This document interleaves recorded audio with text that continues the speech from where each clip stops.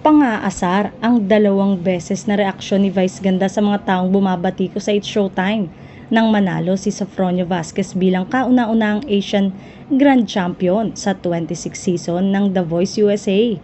Si Sofronio ay 3 beses naging contestant ang tawag ng tanghalan ng It's Showtime pero hindi pinalad magwagi. Nang magtagumpay siya sa The Voice USA, ang mga bumubuo sa It's Showtime ang isa sa mga unang bumati sa kanya at tinawag ang mga awit bilang our very own. Binatikos ang It's Showtime ng ilang netizen na nagsasabing inaangkin nila si Sofronio dahil Grand Champion ito sa The Voice USA pero hindi naman pinanalo nang sumali ito sa tawag ng tanghalan.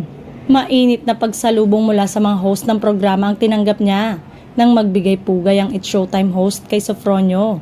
Binanggit ni Vice Ganda ang batikos na tinanggap ng kanilang programa matapos manalo ng singer sa The Voice USA. Naging vocal coach siya ng mga contestant ang tawag ng tanghalan. Hindi nyo alam yon kaya talagang pamilya siya kaya sabi pa ni Vice, kasunod ang isang belat para sa mga bumabati ko sa It's Showtime. Pinatotohanan ni Sofronio ang revelasyon ni Vice sa pamamagitan ng kanyang kwento na kinuha siya sa It's Showtime bilang voice coach ng mga contestant ang tawag ng tanghalan pagkatapos manalo sa singing competition na sinalihan niya.